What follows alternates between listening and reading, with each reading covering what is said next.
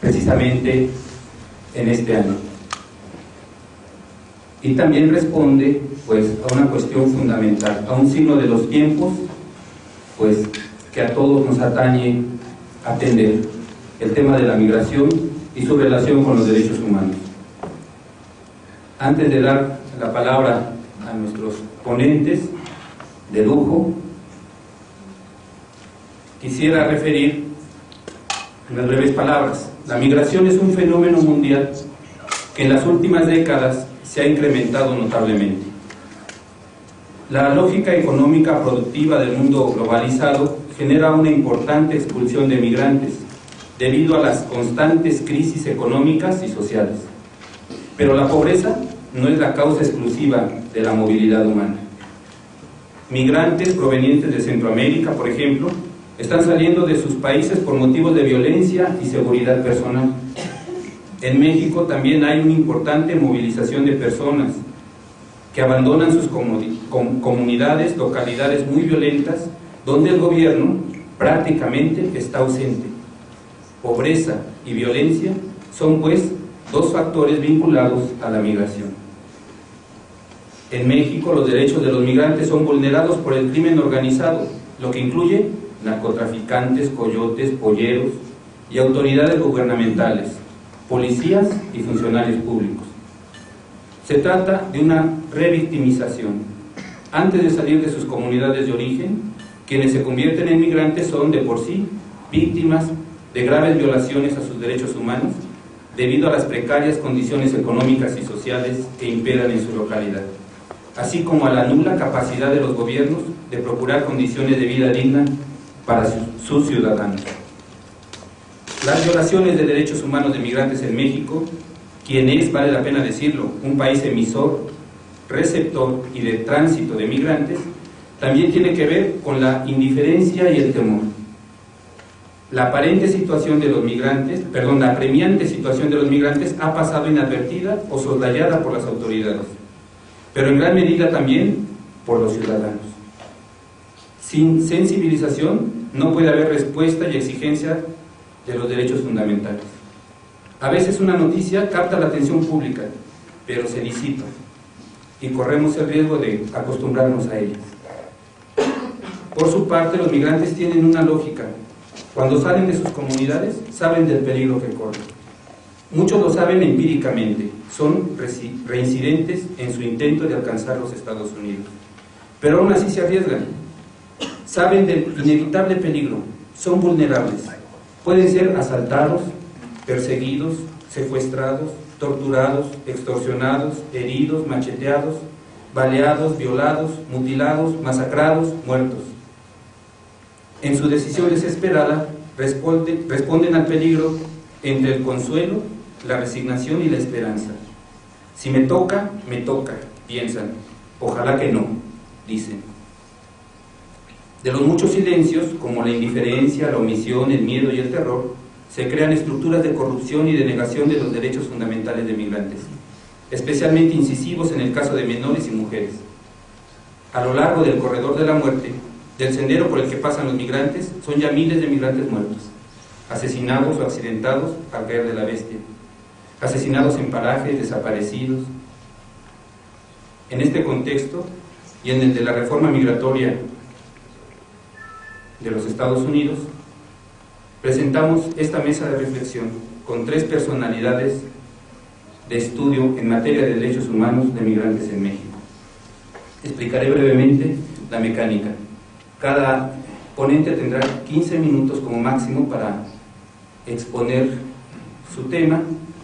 Después tendremos una serie de preguntas que por esta ocasión serán expresadas en papeleta en razón del tiempo, porque pensamos que más preguntas podrían elaborarse si las hacemos de manera escrita, y solo por esa razón obedece a que propongamos las preguntas por escrito y después pues la respuesta de nuestros ponentes.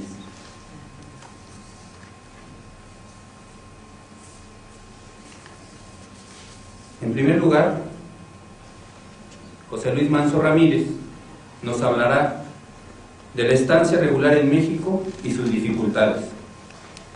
José Luis Manso es bachiller en Filosofía por el Instituto de Formación Filosófica Intercongregacional de México.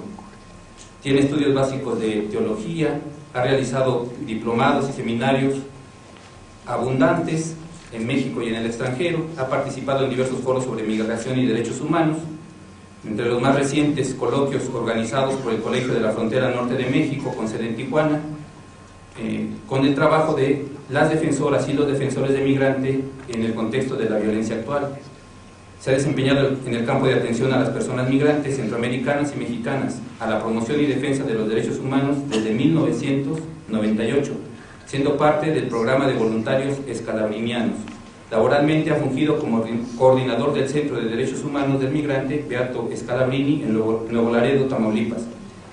Como coordinador de Derechos Humanos Región Noreste y consejero para la Oficina de Promoción Humana por la Dimensión Pastoral de Movilidad Humana, coordinador del programa de VIH-Sida con CONACYT y CENSIDA en la información y prevención con población migrante en Nuevo Laredo, coordinador local de la Iniciativa Frontera Norte de México Nuevo Laredo y actualmente funge como responsable del área de vinculación e incidencia en la Casa del Migrante de Saltillo y de la Acción Articulada Noreste para el fortalecimiento institucional de las organizaciones de migrantes en Coahuila, Nuevo León y Tamaulipas. A partir de enero de 2013 forma parte de la Comisión Ética de Gendercid, impulsada por la Universidad Pablo de Olavide en Sevilla, España, y muchas otras líneas que podría yo seguir leyendo, pero queremos escuchar las palabras de José Luis. Muchas gracias, José Luis. Gracias. Buenas tardes. Agradezco primero al Indosor por haberme considerado para este importante panel y otorgarme también la oportunidad de compartirlo con la doctora Genoveva y con un personaje también de las migraciones, padre Alejandro Solalinde. No soy abogado, aclaro antes de empezar con mi compartir, porque luego por ahí se puede confundir, pero voy a hablar desde la experiencia del trabajo que hacemos en Casa del Migrante de Saltillo con el acompañamiento de migrantes, hombres y mujeres, en un proceso de regularización migratoria, ¿no? Tomo como punto de partida, aunque si bien se hizo un trabajo años previos, el Seminario Internacional en Saltillo en junio del 2011, en el marco del Premio Rapto otorgado a don Raúl Vera por el trabajo en la promoción de derechos humanos de personas migrantes, en donde el acuerdo de varias organizaciones, algunos académicos nacionales y extranjeros y algunos defensores como Padre Solalinde y un servidor, coincidíamos en solicitar al Estado mexicano una visa de transmigrantes, no precisamente para quedarse en México, sino que les permitiera un tránsito por México con menor o con poca violencia. Sin embargo, es algo que no ha prosperado. Hay organizaciones que sí han seguido como muy metidas en el tema. Una de ellas es el Centro Miguel Agustín Pro, aquí en la Ciudad de México, y pues es un discurso que se ha mantenido también a nivel internacional, sobre todo con la gente en Noruega. Las dificultades a las que las personas migrantes se enfrentan durante una solicitud de regularización migratoria se ha dificultado sobre todo después de la ley de migración, una vez que esta entra en vigor. Antes de la ley de migración, muchos y muchas personas migrantes se podían regularizar o tener un estatus regular o legal en México, como le gusta decir al Instituto Nacional de Migración, comprobando con que tuvieran un empleo o con que una persona les extendiera una carta donde dijera que estaba trabajando para ellos, aunque así no pudiera haber sido, y empezaban un trámite de regularización sin mayor dificultad. Y la otra era esta famosa visa humanitaria que México todavía no tiene, hay que decirlo con todas las palabras, en la que bastaba la palabra de la víctima o bastaba que la persona dijera: yo fui víctima de delito o fui víctima de una violación grave de derechos humanos en tal lugar, por tal autoridad o con aquiescencia de la misma, ¿no? Después de la ley de migración, este trámite de regularización se complica. La ley de migración, aparte de reconocer 3 derechos digamos así, a nivel internacional, uno que es el derecho a la salud, el otro que es el derecho al trabajo y el otro que es el derecho a la educación, manifiesta en uno de sus artículos que para poder iniciar un trámite de regularización hay solamente 3 opciones. Uno, siendo cónyuge de mexicana en el caso de los hombres o de mexicano en el caso de las mujeres, tener hijos o hijas nacidos en México, y la tercera, haber sido víctima de un delito o de una violación grave de derechos humanos en territorio mexicano, por una autoridad específicamente. La posibilidad de regularizarse por una cuestión o una situación de empleo desaparece automáticamente en la ley de migración. Quizá no de facto, pero sí resta posibilidades de que lo hagan. En el sentido de que ahora el migrante o la migrante que quiere regularizarse por una oferta de empleo, primero tiene que salir del país, la persona que le está ofreciendo el empleo, o aunque ya esté trabajando con ella, tiene que registrarse en el padrón laboral del Instituto Nacional de Migración, que es quien está regulando cuántos o cuántas personas puedes tener trabajando extranjeras en tu empresa o en cualquier negocio que puedas establecer. Y después de esto, la persona que está solicitando regularización por trabajo tiene que probar que tiene las capacidades académicas y laborales para desempeñar esa función. Entonces, si uno está solicitando trabajar en limpieza, no por demeritar el trabajo, pero si no prueba que tiene una formación académica para hacer un trabajo de limpieza, pues entonces la visa no le va a ser otorgada, o la regularización le va a ser completamente negada. Y esto ha favorecido que muchos y muchas migrantes se queden en México de forma clandestina, entre comillas, ¿no? Por el tema de delito grave, si bien sigue estando contemplado en la ley de migración, ahora el reglamento establece que es necesaria una copia de la denuncia judicial interpuesta formalmente ante un ministerio público. Que hagan las investigaciones o no las hagan es asunto aparte, pero necesitan una copia del documento. Si no la llevan, muchos funcionarios o quienes atienden en primera instancia la solicitud de regularización dan una negativa de facto, sin haber revisado los otros requisitos. Y esto pues ha llevado a que ellos, o se desanimen de continuar con una regularización migratoria, y la otra ha llevado a que se establezcan en México de forma clandestina. Al menos aquí en el DF se ha hecho un trabajo bastante bueno y ya había como un trabajo muy avanzado para establecer la comunidad hondureña, ¿no? Que sería como la primera comunidad centroamericana que pudiera facilitar todos estos procesos con ayuda de las organizaciones de sociedad civil. En el tema de las denuncias, y abundando un poquito en por qué México no tiene una visa humanitaria, es por el simple hecho de que cuando un migrante se regularizaba por ser víctima de delito, de una violación grave de derechos humanos, México lo que le daba era la FM2 o la FM3, que es un permiso para trabajar, y no es una visa humanitaria en ningún sentido, ¿no? Entonces, con esto el Instituto Nacional de Migración se lavaba las manos, y creo que se las va a seguir lavando por muchos años, y pues no, dejaba de otorgar la visa humanitaria como un apoyo internacional, ¿no? El tema es que no hay una investigación de los delitos, entonces esto nos lleva todavía a un grado mayor de impunidad, porque si no hay investigación, no hay a quien perseguir y por tanto no hay a quien sancionar. Entonces el migrante sigue, muchos migrantes dicen, pues sí, pongo la denuncia, aunque no van a hacer nada, pero si es lo que me va a ayudar a regularizarme, pues vale, ¿no? La pongo. Y la otra es que la vigencia de una visa humanitaria permanece hasta que la investigación termina.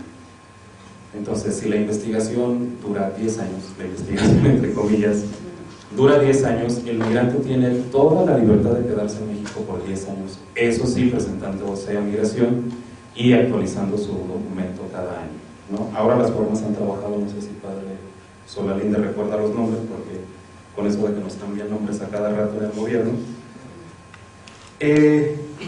Y la otra es que se ha manifestado no solamente en este año, sino desde años anteriores.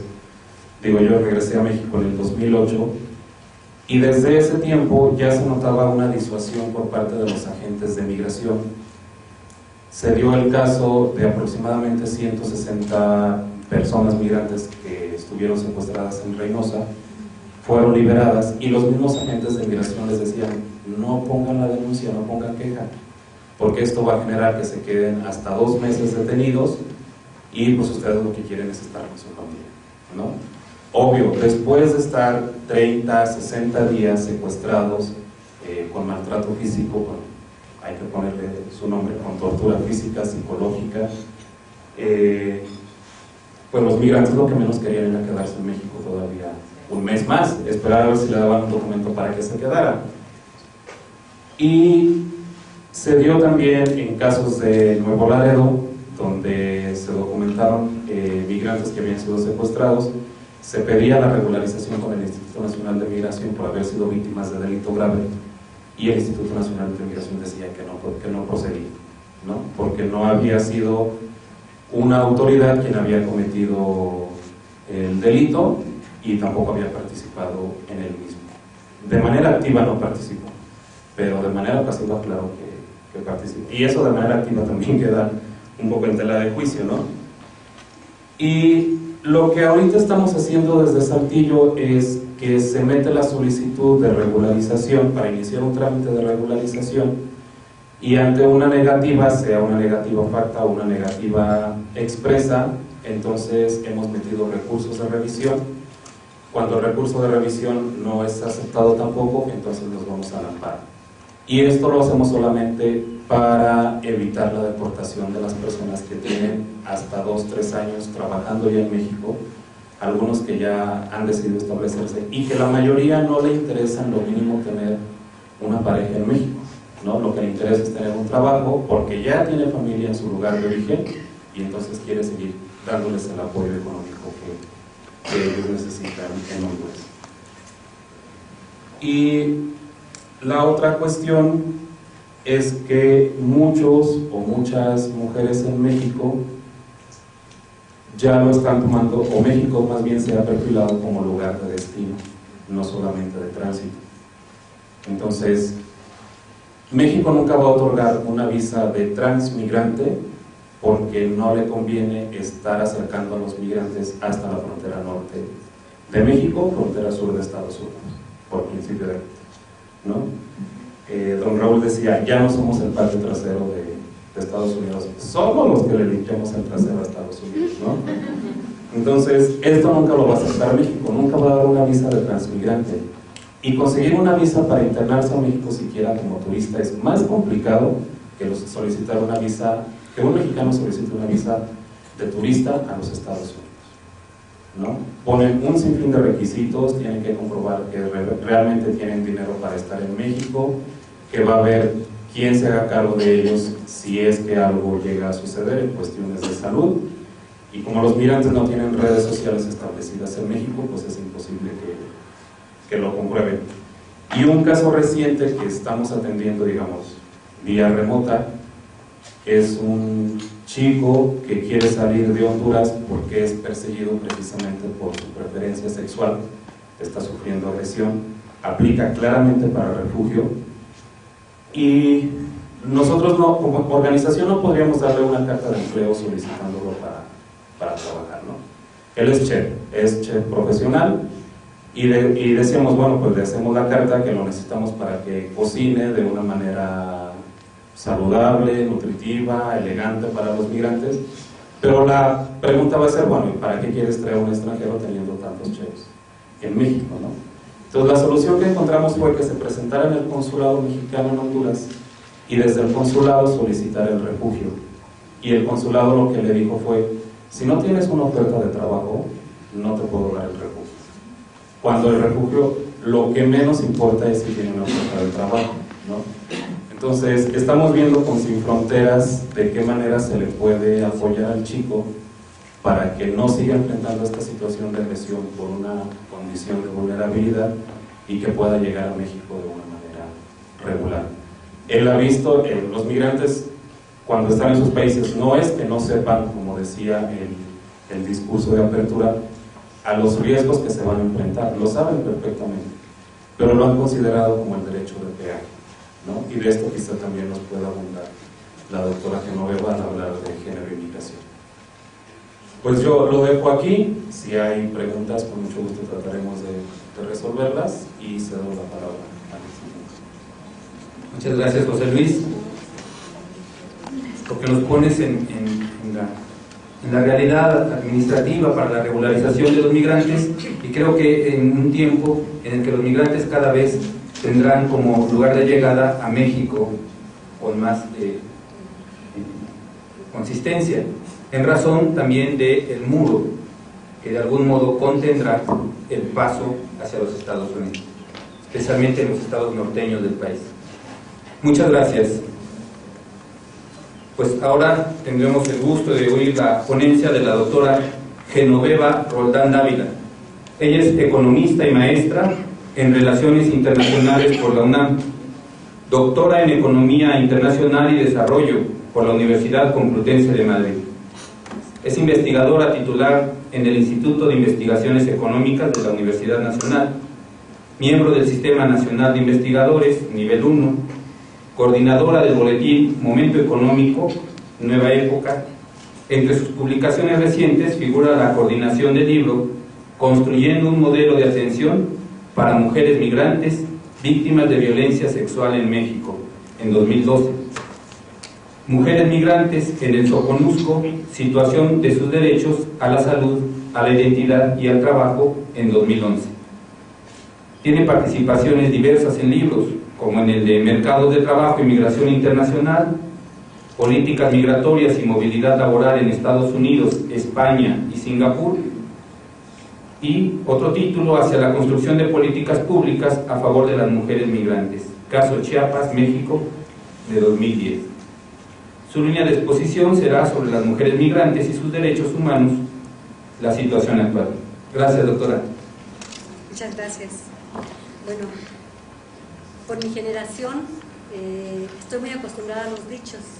Entonces hay un dicho que dice que es de bien nacido ser agradecido, que yo no lo he escuchado mucho en México, pero en España es muy común. Es de bien nacido ser agradecido, así que para mí siempre es muy importante dar las gracias por la oportunidad de poderme dirigir a ustedes, dar las gracias por la invitación, dar las gracias por poder estar con esta excelente, pues ya todos lo sabemos, estar aquí con estos ponentes es un lujo y es una gran oportunidad que lo puedan escuchar a uno tantas personas interesadas en el tema. ¿A quién me refiero? Dicen acá. ¿A quién será? Bueno, muchas gracias de veras, y muchas gracias por darme la oportunidad a todos ustedes de que me escuchen en este tema. Yo creo que lo primero que ustedes estarán de acuerdo conmigo es que 15 minutos no es nada. O sea, ya les di las gracias, pero ahora vienen los fracasos, ¿no? 15 minutos para hablar, dijo el padre Solamente que era mucho. Pues yo doy diplomados de 4 horas y me falta tiempo hablando del tema migratorio. El tema migratorio como un hecho social, dice un investigador francés, es total, abarca todo, abarca aspectos jurídicos, antropológicos, culturales, religiosos, económicos, políticos, todo, es un hecho social total. De tal manera que las aristas que tiene el tema migratorio, pues son muchísimas. Para mí 15 minutos apenas estaría viendo boca de un tema. Por lo tanto, voy a irme muy rápido, sé que voy a dejar como un poquito conocedora del tema que soy, sé que voy a dejar 20.000 cosas fuera, entonces voy a tratar de ir muy rápido. La primera cuestión, el tema migratorio no es un tema como tantos otros temas de índole social, donde haya unanimidad sobre su conocimiento y sobre su interpretación. ¿Cuáles son las causas? ¿Por qué migran? ¿Cómo se atiende la problemática? ¿Cuáles son las políticas migratorias? Hay todo un debate a nivel nacional e internacional. Tan solo hace poco salió un informe de la OIM, de la Organización Internacional de las Migraciones, en donde señala que es increíble que a nivel mundial, la percepción que se tiene sobre el fenómeno migratorio es equivocada. Se percibe que cuantitativamente es mayor de lo que en realidad es. Si vamos a Estados Unidos, si vamos a España, la percepción, las encuestas que se han aplicado van a ser siempre en el sentido de que la gente percibe que hay más de lo que realmente hay. Entonces, ¿y por qué? Porque también hay discrepancias sobre cuál es el papel del migrante. Es el otro, es el extranjero, el que viene a quitar empleos, el que viene a abaratar salarios, el que trae enfermedades, el SIDA, el sarampión, el paludismo, enfermedades ya delicadas, los traen los migrantes. Se dice, ¿no? Entonces, la percepción que hay sobre la migración, además, es un tema que es tan cercano a todos. Yo siempre me pregunto, cuando hay tiempo, que aquí no lo hay, cada uno de nosotros tenemos algún conocido, familiar, que es migrante.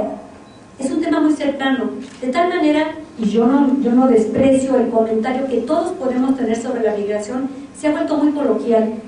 Sin embargo, en mi caso, que tengo tantos años trabajando sobre el tema, de verdad que no es un tema sencillo, no es tan fácil hablar de él, sin embargo luego se habla muy fácilmente de él, como por ejemplo, yo no sé si ustedes se acuerdan, cuando se hablaba de la globalización y cualquier locutor de radio, televisión, hablaba de la globalización como si fuera el experto en el tema. Igual pasa con la migración, todo el mundo se considera que puede opinar y decir sobre el fenómeno, y de tal manera que se generan una cantidad de mitos y de errores sobre el fenómeno que son graves porque está afectando la vida de muchos seres humanos. 240 millones se dice hoy en día.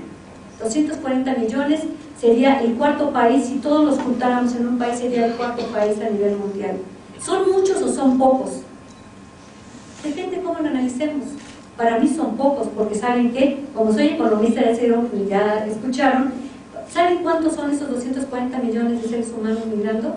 El 3% de la población a nivel mundial. Quiere decir que un mito que hay de que todos los seres humanos, ustedes cuando lean textos sobre migración van a encontrar, desde que la historia de la humanidad, desde que el hombre, el Homo sapiens, ha migrado. Sí, pero no es lo mismo el Homo sapiens que se le dirigió y se movió de África a otros países, que la migración que existe hoy bajo el capitalismo, bajo este modelo de desarrollo, bajo este modelo económico. Es muy distinta, son condiciones históricas totalmente distintas. Por lo tanto, si hablamos de la migración como el hecho de la movilidad, nos puede decir mucho, nos puede decir nada. 3% de la población mundial. Quiere decir, yo siempre insisto, que no tenemos un gen de la movilidad. Porque si no sería biológico, sería algo consustancial al ser humano. Y si el 97% de la población a nivel mundial está en sus lugares de origen, en su ciudad, en su país, es porque lo que buscamos los seres humanos es estabilidad. Está cerca de nuestros afectos, de nuestra comida, de nuestra cultura, de lo que es nuestra identidad. De tal manera que porque se migra, y ahí viene todo un debate, porque se migra porque es una decisión individual, porque es libre para tomar esa decisión. Y yo digo no somos libres para tomar esa decisión. Los países expulsores donde proceden los migrantes lo están haciendo forzadamente. Libremente, entre comillas, diría yo, porque no viene en mi currículum, pero fui colaboradora en la aplicación de una encuesta en toda la franja fronteriza. Estuve viviendo en España 4 años, me tocó el boom del flujo migratorio hacia España, y todas las entrevistas que he hecho y todas las relaciones que he establecido de encuestas y demás, a cualquier migrante que le pregunte ¿y por qué está aquí? Es porque no me quedo de otra. Está usted aquí, nada menos hace 2 meses estuve en España, me subo al taxi y me dice el taxista, ¿le gusta Madrid? Y le capté que no era madrileño, ¿no? Y dije, sí me gusta. Pero yo sabía que él quería platicar, entonces me di cuenta, ¿y a usted le gusta? Dijo, no. Y ya, no, pues es que yo soy de El Salvador. Y digo, ¿y por qué? ¿Y qué? Y le dije, ¿no le gusta nada de Madrid? No me gusta nada. Bueno, era una situación así, y digo, ¿y entonces qué es aquí? Y dije, no, pues tengo una hipoteca, todo el rollo de la hipoteca. Una hipoteca que compró un piso que hoy vale una tercera parte de lo que él la pagó y todavía le queda la hipoteca a 25 años. No se puede ir. Está feliz en Madrid, o sea, yo iba feliz a Madrid, ¿no? Pues porque ahí se vi doctorado y porque recuerda a uno, pero no, él no es feliz. Y cuando yo estuve haciendo el doctorado tampoco era totalmente feliz. Extrañaba el chile, las enchiladas, los taquitos al pastor. Bueno, digo, y yo creo que todos los que aquí estamos aquí, que de una u otra manera hemos salido, sabemos que emigrar no es fácil. Y más, y yo era una migrante privilegiada, yo iba becada por la UNAM, yo tenía un sueldo, y en la casa donde yo vivía al lado, yo vivía en un departamento de 30 metros cuadrados al lado, vivían 7 personas, 7 ecuatorianos, en el mismo espacio que yo tenía para mí sola. Obvio decirles lo que yo viví. siendo vecina de pared con pared de migrantes. Bueno, ya ven cómo hablo mucho, ya se me está ganando el tiempo, ya me van a decir que me calle. Pero miren, este es y hay muchos mitos más. No es cierto que los migrantes les van a quitar empleo a los trabajadores de origen. Hay investigaciones muy concienzudas que yo aquí no se las puedo presentar, pero donde demuestran que los empleos que realizan los migrantes, los trabajos a los que realizan los migrantes, son los que los nativos no quieren realizar. Porque son los de las 3D, se dice en inglés, ¿verdad?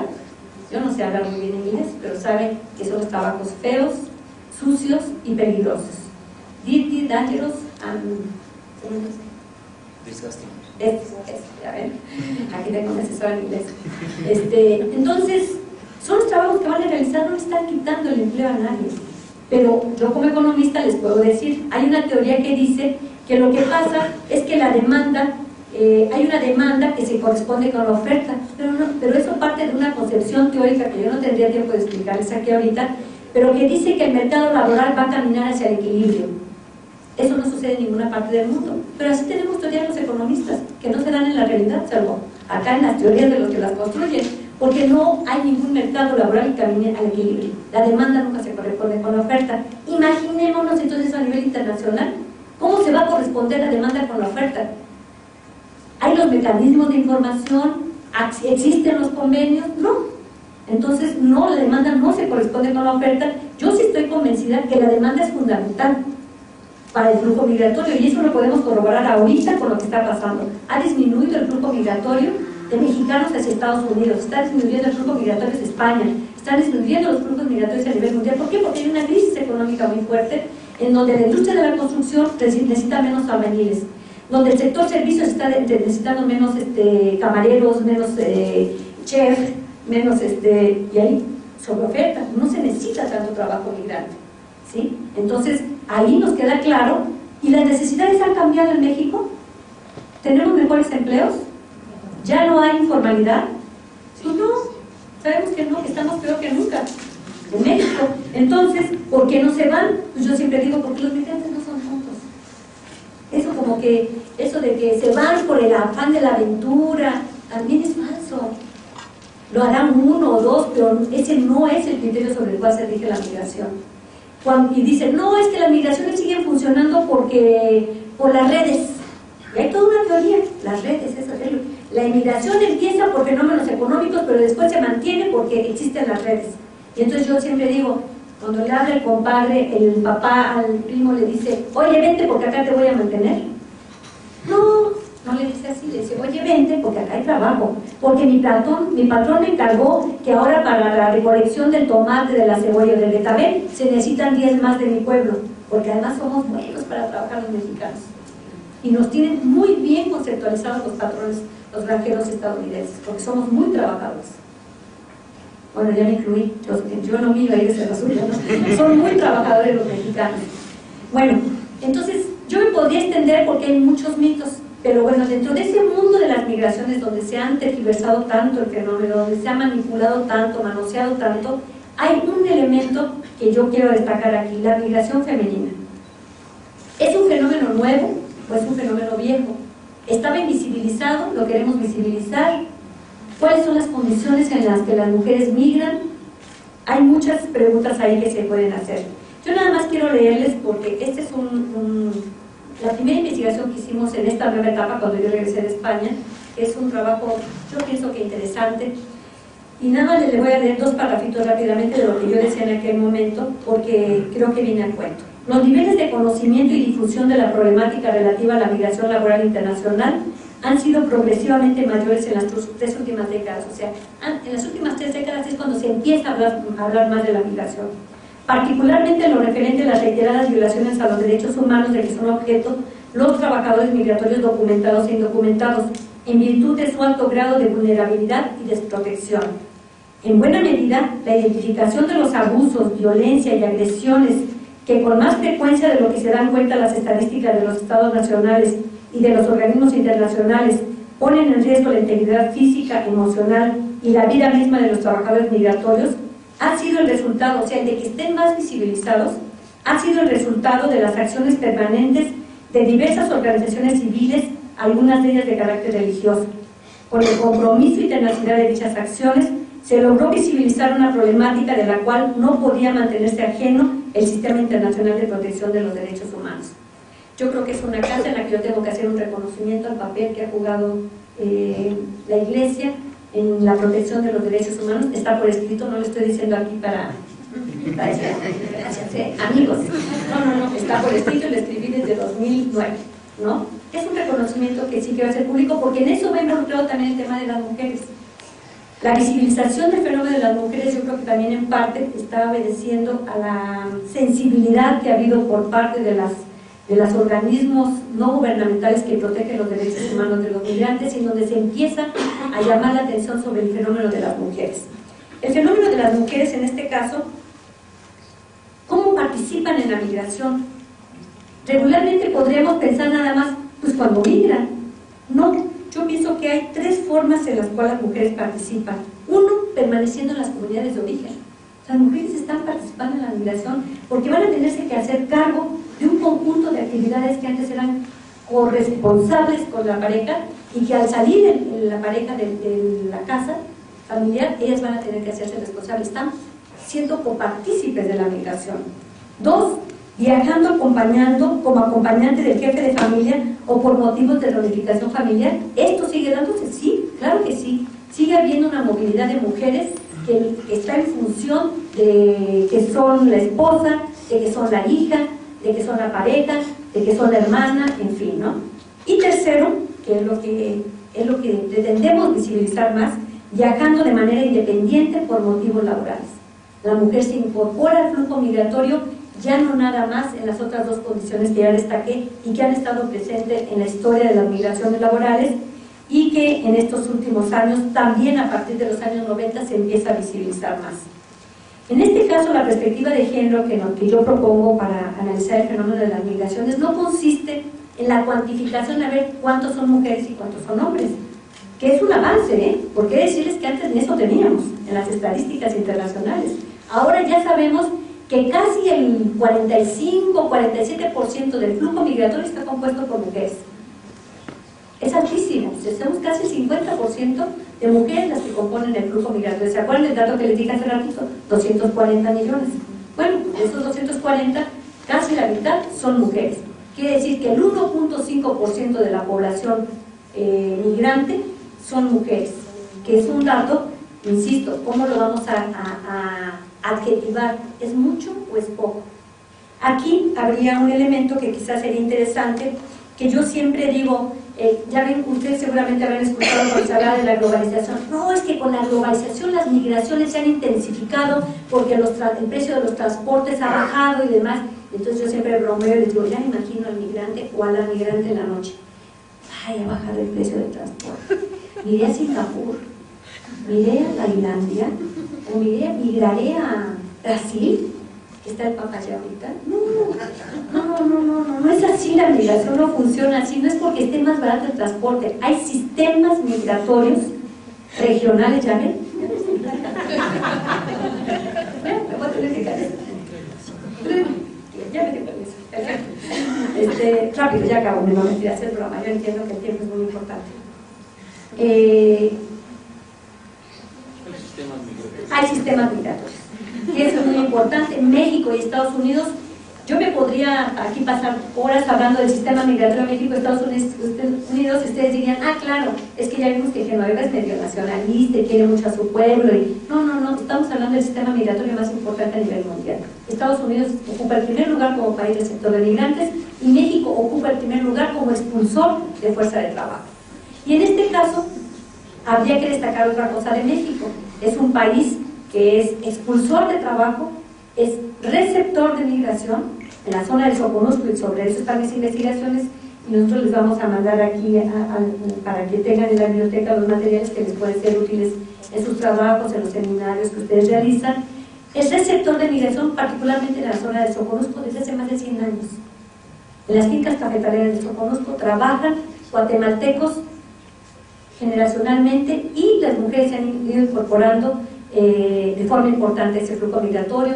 En las fincas donde el plátano, en las del mango, ahí van a trabajar las mujeres, y también en lo que se llaman los centros botaneros, el aspecto de la prostitución, son procedentes de Centroamérica las mujeres que están dirigiéndose a esta zona. Muchas de ellas, a través de un trabajo muy intenso que hicimos con trabajo de campo y demás, logramos detectar que las violaciones a sus derechos humanos, las que ellas son las más sentidas, son el derecho a que sus hijos no pueden luego ser reconocidos, no se les da el acta de nacimiento porque ellas no son nacionales, cuando esto es una violación a la ley. Por ley son nacidos en México y tendrían que ser mexicanos, pero les ponen trabas. El derecho a la salud, la mujer tiene determinadas necesidades de salud muy específicas que no son atendidas al estar en la migración. Y los derechos laborales, las mujeres también van a realizar, hay toda una teoría de Fiore, un autor, que dice los mercados laborales están segmentados. No hay una movilidad donde yo digo, bueno, yo ahorita soy economista y mañana voy a ir a trabajar como recepcionista o en un centro de computación. No, los mercados están segmentados y hay nichos especiales para las mujeres. El trabajo doméstico, por eso se habla de la globalización de los cuidados, porque hoy las mujeres migrantes están realizando el trabajo de los cuidados de los niños, de aquellas mujeres que se han incorporado a la población económicamente activa y que requieren de un apoyo en sus casas. Esto lo realizan las mujeres migrantes. Y el otro trabajo que es muy importante, pues es el trabajo del cuidado de los adultos mayores. Las mujeres migrantes están yendo a cuidar a los adultos mayores. Yo lo vi en vivo y a todo color en España, donde el envejecimiento de la población es tan alta y las mujeres migrantes lo realizan. Entonces, ya nada más terminaría diciendo, por legislaciones no nos podríamos quejar. A nivel mundial está la Convención de 1990 de protección a los derechos humanos de los migrantes y sus familias. Hay una recomendación de la CEDAW, la recomendación 26, que es muy importante, sobre mujeres trabajadoras migrantes. La ley de migración en México no contempla el aspecto de género, eso sí sería criticable, como tampoco contempla el hecho de que somos expulsores, nada más habla de los que vienen o pasan. Imagínense, un país que ocupa el primer lugar a nivel mundial como expulsor y su ley de migración no habla de los que salen, nada más habla de los que pasan y de los que se quedan. Es el colmo, ¿no? Bueno, pero así está la ley, pero es un avance. Ya hay veces nos damos de santos, ya cuando menos tenemos una ley, porque antes pues no había, estaba todo encajonado en la Ley General de Población, si ustedes se acuerdan, ¿no? Ya nos damos de santos que ya tenemos una ley, supuestamente con perspectiva de respeto de los derechos humanos, aunque el aspecto de la seguridad sigue dominando. Entonces, hay una legislación a nivel mundial muy importante. El problema no es de falta de legislación, el problema es de insensibilidad, de desconocimiento del fenómeno, de tantos problemas que ustedes, yo creo que lo saben, son sumamente dolorosos. Ya no los vi los datos, pero aquí los tenemos. Las violaciones a derechos humanos que sufren los migrantes en general y las mujeres en particular son terribles, y pues yo pienso que lo que hace falta también es mucha conciencia ciudadana, que todos exijamos el respeto de los derechos de los migrantes, y que esta es una tarea pues que no se va a resolver en un corto tiempo, pero que tenemos que seguir insistiendo. Muchísimas gracias y disculpas por pasarme de tiempo.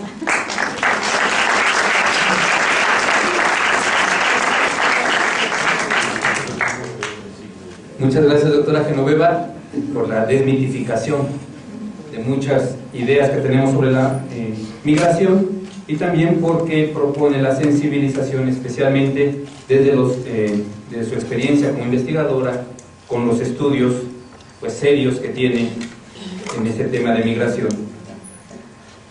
Quedamos en deuda con usted. No nos queda claro que no nos falta legislación, nos falta tiempo,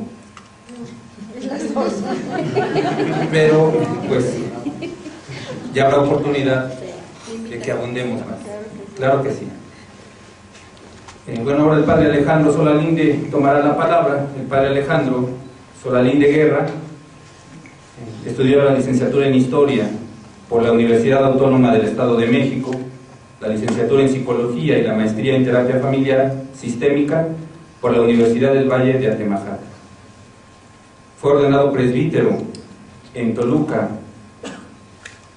El 26 de febrero de 2007 fundó el albergue Hermanos en el Camino, en Ciudad Ixtepec, Oaxaca, cuya misión es proporcionar un lugar seguro para los migrantes, ofreciéndoles alimento, posada, así como asistencia médica y psicológica, además de orientación jurídica. Ha sido acreedor a diferentes premios, no los voy a leer aquí porque son muchos de verdad, y muy interesantes. El último que recibió, por ejemplo, fue el Premio Nacional de Derechos Humanos por su destacada labor como activista y defensor de los migrantes y los derechos fundamentales del hombre. Padre Alejandro, tienes la palabra, gracias. Muchas gracias. Pues gracias por estar aquí. Yo valoro muchísimo la presencia de cada una de ustedes, cada uno de ustedes. Hicieron un esfuerzo, la presencia de ustedes para mí es muy valiosa. Qué pena que nada más sea humano y que no sea Diosito, para poderme meter en cada una y en cada uno y poder compartir ese mundo maravilloso que es cada una y cada uno de ustedes. Yo no voy a hablar de la fenomenología de la migración, no voy a hablar de la tragedia que viven los migrantes, porque esa ustedes la ven todos los días y ahí está en internet. Si me permiten, yo quiero compartir con ustedes una reflexión sobre el significado de la migración. Bueno, me gustó mucho el tema, la pregunta, Cristiano, ¿dónde está tu hermano? Porque finalmente el preguntarnos por los migrantes es preguntarnos por los hermanos, es preguntarnos por nosotros mismos, es preguntarnos por saber dónde está Jesús. Cuando hace muchos años le dijeron, Señor, ¿dónde vives? Ven y verás. Hoy podemos preguntar, ¿dónde vive el Señor? Vive en nosotros, pero ciertamente vive en los migrantes. Los migrantes hay que verlos no con ojos nada más de lástima, de compasión o de indignación. No hay que verlos con ojos asistenciales, hay que mirarlos con un sentido teológico, porque ellos, si somos capaces de mirar integralmente, cosa que nos cuesta mucho al ser humano porque no somos Dios, ellos son un lugar teológico, un lugar de encuentro. Vivimos, ustedes se dan cuenta, vivimos tiempos providenciales, de reacomodos de todo, de reacomodos de fe, de leyes, de costumbres, de relaciones, de visiones. Los migrantes son ese espacio sagrado donde reconocemos a Jesús, pero también lo reconocemos a ellos, fíjense como que, como agentes de cambio y agentes del reino. Son agentes del reino de Dios si consideramos que el reino de Dios consiste en las relaciones interpersonales con los valores que Jesús nos enseñó. Jesús es el maestro práctico del reino de Dios. El reino de Dios no es un concepto abstracto, el reino de Dios no es un condimento para nuestras homilías o para lo que digamos, para todos decimos reino de Dios para hacer auténtico lo que decimos. El reino de Dios es un verdadero camino, es un reto, es una propuesta, es un llamado, es una vocación a reordenar todas las relaciones con Dios y con nosotros mismos y con los demás. Por eso, ellos son, esos migrantes, es un lugar sagrado y son agentes del reino. Los migrantes nos invitan, son un llamado a retomar el camino. Fíjense, porque ellos son ese signo. Jesús era gente en conflicto. Hay un libro precioso que a mí me encanta, de los jesuitas, un jesuita que ya murió, Jesús, hombre en conflicto, de Carlos Bravo. Se los recomiendo, un libro precioso que trata de la vida de Jesús según el Evangelio de Marcos. Jesús, hombre en conflicto. Pero también Jesús era un hombre del camino, era un hombre en camino y del camino. Jesús no era hombre de oficina, no era un hombre de espacios cerrados, de cubículos en cita. Jesús era un hombre que acudía a la calle, que platicaba con todos por igual, con los niños, con los jóvenes, con las mujeres, con los pecadores, con la gente bonita, con la gente fea, con toda la gente. ¿Sí? Era un hombre de unas relaciones extraordinarias. Yo digo que un hombre, fíjense, en conflicto sí, por el antirreino, en camino, sí, por la necesidad de recorrer todos los pueblos y naciones para construir el reino de Dios, para anunciar el reino, pero también un hombre muy profundo de una propuesta, una relación viva, que era el reino de Dios. Es una gente en camino. Es una oportunidad también para asumir con pasión el proyecto de Jesús, que es el reino de Dios, pasando de ser espectadores de la vida de Jesús y del paso del migrante, para ser actores transformadores en este siglo XXI. Qué cómodo es creer en un Jesús sin reino. Cómodo. De hecho, hemos vivido todos estos años así. Podemos justificar un Jesús sin reino, porque al cabo el reino ya lo teníamos en el Vaticano. Y al cabo no necesitábamos otro rey, porque pues ahí estaba el monarca, que era el Papa.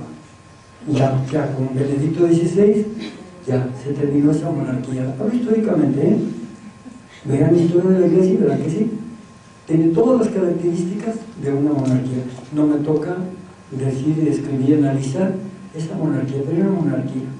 Francisco ya no quiere ser monarca. Él renuncia a todo esto y toma un camino diferente. Entonces, los migrantes son una oportunidad para abrirnos los ojos a nosotros y para decirnos qué queremos ser. Espectadores de la historia, adoradores muy devotos, eso sí, muy piadosos, de un Jesús de estampita, un Jesús sin reino, o un Jesús que nos dice que tiene un reino y que tiene un proyecto, y que no se puede servir a dos señores, no, porque con alguno se ha de quedar mal. Es el paso de los migrantes, un kairos, para comenzar a ver de otra manera, para mirar desde Jesús, para mirar desde Jesús, misionero del reino. No basta ser misioneros, es necesario ser misionantes. Jesús no era misionero, no era un misionero virtual, era un misionante en acción, realizaba el reino de Dios. También quien recibe a uno de estos mis hermanos, me recibe a mí, decía Jesús. Recibir al migrante es recibir a Jesús. Rechazar al migrante es rechazar a Jesús. Estados Unidos es la nación más religiosa del mundo cuantitativamente hablando. Hay muchísima religión, pero la religión es una relación entre Dios y yo. El reino de Dios es una relación efectivamente de Dios conmigo, porque toma la iniciativa, es el Dios que nos amó primero, pero también una respuesta mía que puede ser religiosa, pero lo importante es una respuesta de fe, de obediencia ¿a qué? Al reino de Dios.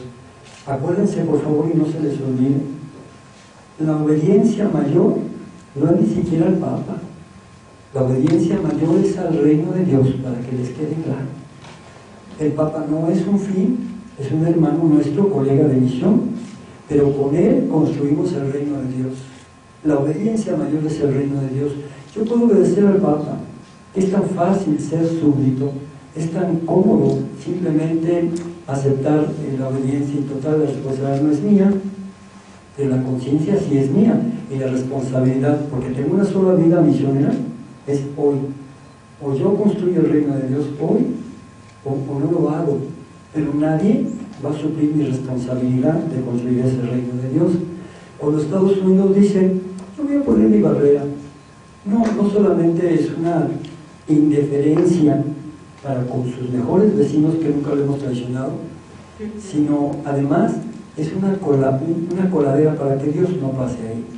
A quien cuela es a Jesús migrante, tan lleno de religiones Estados Unidos, pero tan poca fe, porque ahí no reina el Señor, ahí reina el Dios dinero, ahí en Wall Street, el 1%, en Wall Street es la catedral de ese Dios, ese ídolo del dinero, y los migrantes nos recuerdan que es la presencia de Jesús.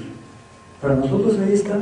Si quieren, podemos leer el Evangelio como espectadores, o podemos leer los Evangelios poniéndonos en el lugar de Jesús, imaginándonos las condiciones tan difíciles que le tocó vivir a él en aquel entonces, sin derechos humanos, sin premiecitos de derechos humanos, sin reconocimiento, sin prensa, ¿verdad? Sin nada.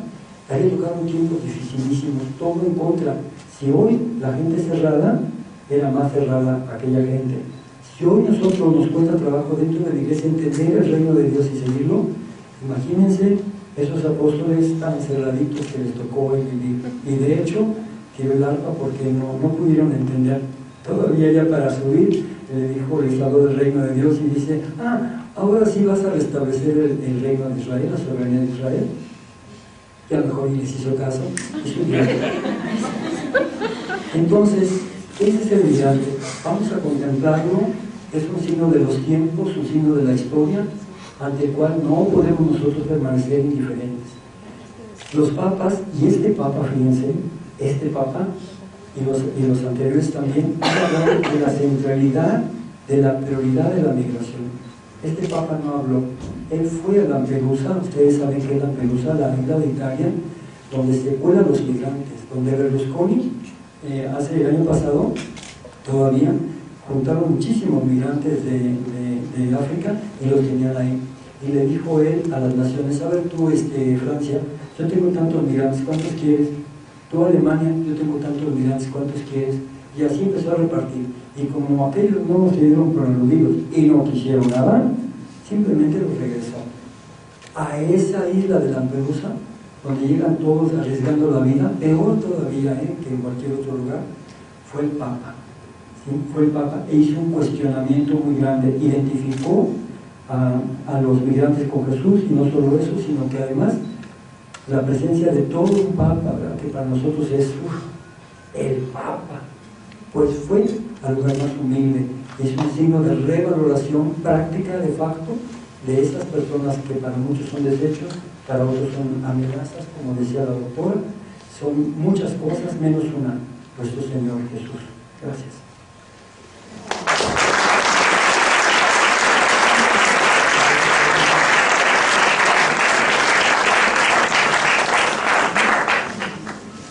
Muchas gracias, Alejandro, el padre Alejandro Solarinde, porque nos dejas esta cuestión: ¿dónde está tu hermano? ¿Cuál es la responsabilidad de cada uno de nosotros frente a este kairos, a este tiempo de gracia que representan los migrantes?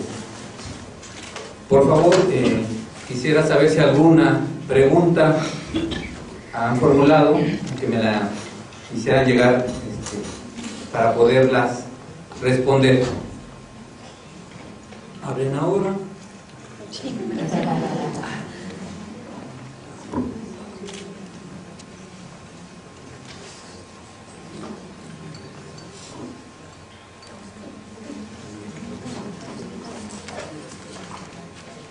Perdón, les pasaron unos papelitos, supongo yo.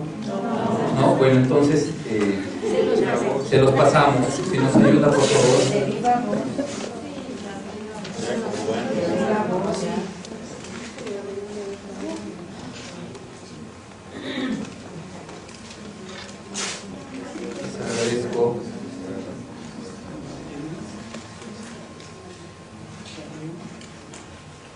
¿Por qué no aprovechamos unos minutos, doctora? Y Claro. damos 3 minutos. Ay, gracias. Doctora, por favor. Ya se dieron cuenta que hablo mucho, ¿verdad? Bueno, ahorita estaba pensando obviamente en todo lo que me faltó decir, ya saben, es como muy autocrítica, así que bueno. ¿Se acuerdan que les dije? El género no nada más implica decir cuántos son hombres y cuántos son mujeres. Y se me fue la idea, ya me perdí en terminar el planteamiento. ¿Qué entiendo yo por género? Aquí es muy importante asociar la categoría de género a otro conjunto de categorías que nos van a permitir entender en toda su dimensión. Por lo tanto, es colocarse más allá de la simple distribución por sexo de los colectivos que integran los grupos migratorios, y se trata, por lo tanto, de incorporar las relaciones sociales de poder y desigualdad que se configuran en los procesos migratorios internacionales. 2. La categoría de género no es monolítica. Quiero decir que no es monolítica. No es lo mismo yo soy mujer, no es lo mismo yo que soy académica, que pues, ahí estoy encerrada en mi cubículo, que no ando migrando, a una mujer que es campesina, que es indígena. Ahí ya va a haber una distinción fundamental. Entonces, por lo tanto, a la categoría de género se tiene que vincular con otras estructuras sociales de desigualdad, como son la clase social a la que se pertenece, la etnia, la edad y nacionalidad, entre otras. Yo pienso que eso es muy importante entender. Y las mujeres migrantes, en un 90% son mujeres de una clase pobre, sin educación, indígenas, muchas de ellas, sobre todo me estoy refiriendo en este caso a las que pasan, a las que transitan por México, que vienen en Centroamérica, muchas de ellas son indígenas, muchas de las que se quedan en la zona de Soconusco son indígenas. Ese es todo un tema que sentí que me había faltado aterrizar. Y el otro tema, ¿se acuerdan también cuando estaba hablando de que el migrante no decía a ver a dónde mire, sino que hay sistemas migratorios? Bueno, también en el caso de las mujeres es muy importante detectar que los flujos migratorios, ese 1.5% o un 1% de mujeres que están migrando, no proceden indistintamente de todos los países que participan en la migración, están concentradas. Y aquí yo tengo unos datos que son muy interesantes, como por ejemplo de Santo Domingo, de un flujo migratorio que hubo muy importante hacia Italia, más del 70% eran mujeres, ¿sí? Hacia la Unión Europea el 52% de la migración es mujeres, o sea, es mayor el flujo de mujeres que de hombres. Hacia la región asiática el 45% del flujo lo componen las mujeres. Hacia los países de la ex Unión Soviética el 58%, y ustedes van a decir, bueno, ¿por qué es tan alto el flujo de mujeres? Aquí en los economistas decimos, hay una migración estadística. Al desaparecer la Unión Soviética, cuando se hacen los censos ahora, cuando se aplican las encuestas, ¿y usted dónde nació? No, pues en Ucrania, y vive en Rusia, pero pues antes conformaban la Unión Soviética. Entonces ahí hay una distorsión de los datos y por eso nos está reflejando que hay un flujo mayor entre los países de la ex Unión Soviética. Entonces no le hagamos mucho caso porque ahí hay otra problemática muy especial. Hacia África el 47% de los flujos es de mujeres y hacia el Oriente Medio es el más bajo, es el 38%, y ahí es donde los aspectos culturales son muy importantes. No sé si ustedes sepan que el Oriente Medio se convirtió en una región muy importante como receptora de flujos migratorios a partir de los petroleros. Ellos tienen una escasa población, entonces era muy importante los flujos migratorios, pero obviamente no van a aceptar a mujeres. Entonces ahí el flujo de mujeres es mucho más reducido por las cuestiones culturales, ¿no? Entonces, bueno, como estos hay otros más, ¿ya? ¿Ya tienen preguntas? Porque si no me sigo, Yo soy como hilo de media. Muchas gracias.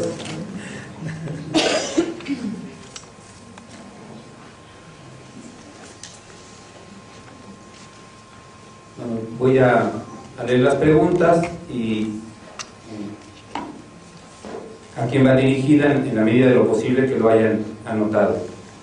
Para el padre Solalinde, ¿qué dificultades ha encontrado dentro de la iglesia para vivir su compromiso con el hermano migrante?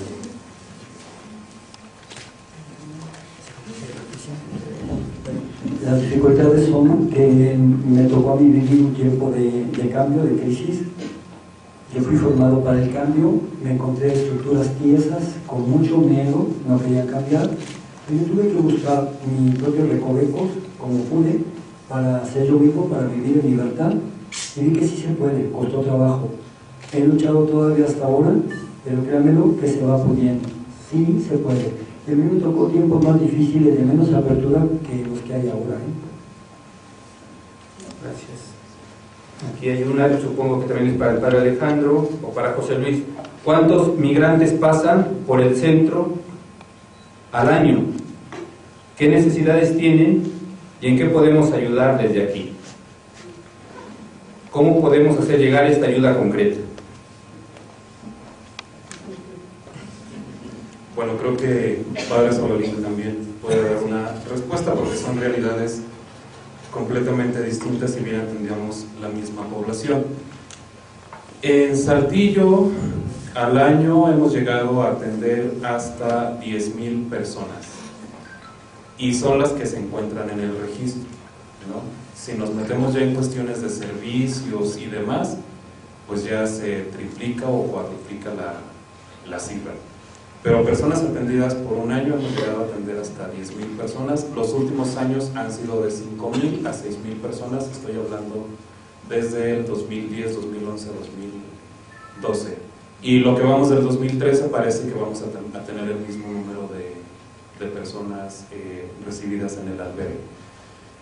Las formas de ayudar desde el DF, supongo que es la pregunta, ¿no? Desde el DF, puede ser desde organizar colectas, de lo que carecemos mucho en los albergues, y Solalinde no lo va a dejar mentir, es la cuestión de medicamentos, sobre todo lo que son de primera necesidad, antigripales, antivirales, antitusivos, desinflamatorios, todo eso, antibióticos, aunque si bien no se pueden automedicar las personas migrantes, nosotros sí lo hacemos.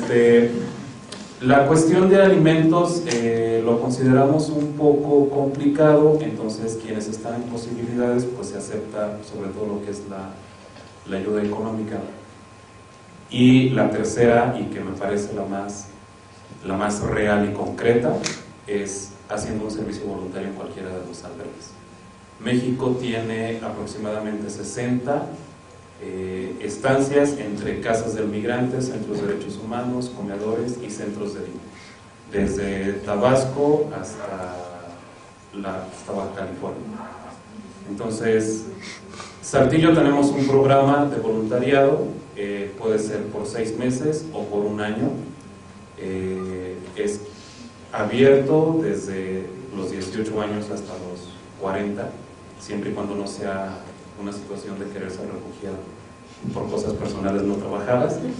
Y este año vamos a recibir 4 voluntarios del Servicio Jesuita Voluntario de Migrantes, que son los que nos han apoyado desde la creación de la Casa del Migrante. Tenemos ya 13 años trabajando en Saltillo. Tenemos también lo que es servicio social intensivo por parte de la Ibero de Torreón, y es donde los estudiantes o las estudiantes hacen 2 meses de servicio en la Casa del Migrante. Ellos se arman un programa de acuerdo a la carrera que estén estudiando y lo aplican, hay la evaluación y demás. Creo que esa sería una de las ayudas más importantes que pudieran hacer, ¿no? Y la tercera pregunta era, ¿cómo poder hacer llegar la ayuda? Bueno, si es medicamentos de Saltillo y Solalinde, también regularmente venimos al DF, creo que este año hemos venido más que otras ocasiones. Entonces igual puede ser el contacto y nosotros podemos llevarlo directamente al albergue. La otra es que si organizan la colecta, son bienvenidos si quieren hacer una visita in situ, entonces para que conozcan también de primera fuente el trabajo que se realiza. Bueno, yo nomás lo que quiero agregar es que las cifras varían. Nosotros hemos tenido en estos 2 meses una ligera disminución, pero normalmente lo que pasan y podemos registrar son aproximadamente de 3,000 a 4,000 al mes. Y si quieren ayudar, pues que bueno que ayuden y tengan esa generosidad, pero yo les recomiendo que hagan lo suyo aquí. Claro, es lo mejor porque es un impulso de ayudar a otros, que bueno, sean generosos, pero nuestra principal misión está cerquita, a nuestro lado, y son las relaciones con los demás. Siempre hay gente que ayudar, hay que transformar. Yo digo que si hay voluntarios y voluntarias en nuestro albergue, pues no hay prácticamente condiciones, pueden ir desde 1 hora, 2 horas, no hay edades, pueden quedarse como quieran, y pues no hay ninguna restricción en eso, ¿verdad? Es lo que les puedo decir. Para la doctora Genoveva, usted ha reconocido la presencia de políticas de atención a las mujeres en albergues o centros de atención para migrantes en México.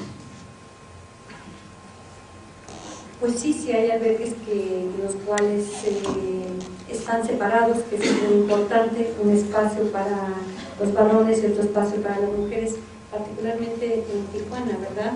Hemos encontrado que están los espacios claramente definidos. Es importante la privacidad, la intimidad, además las mujeres llegan muy desgastadas cuando llegan a un albergue, entonces sí es importante la separación. Sí hay espacios.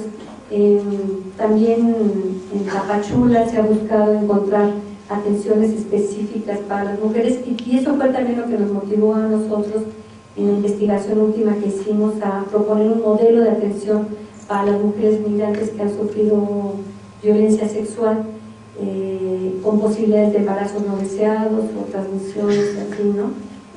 Porque sí hay avances, pero están como sesgados, ya sea la atención psicológica, la atención médica o la atención jurídica, y aquí lo que vemos es que es muy difícil separarlos, o sea, es muy importante la atención médica, pero la psicológica es central, ¿no? Entonces de ahí que construimos un modelo de atención que estamos tratando de proponerlo a los albergues para que pueda haber una atención integral a las mujeres que han sido objeto de alguna violación sexual. Muchas gracias, doctora. Bueno, pues en general agradecemos a los tres ponentes de esta mesa tan interesante el día de hoy. Quedan muchas preguntas, yo me quedé con muchísimas para expresar. El tiempo pues nos ha ganado. Sinceramente agradecemos a nuestros ponentes, sabiendo que esta casa, el Indosoc, es un espacio de diálogo, que en otras ocasiones ya podremos coincidir para seguir reflexionando sobre el tema, porque pues apenas hemos abierto boca en este tema. Muchas gracias a todos ustedes también por su asistencia, por su interés, y nos vemos a la próxima. Gracias.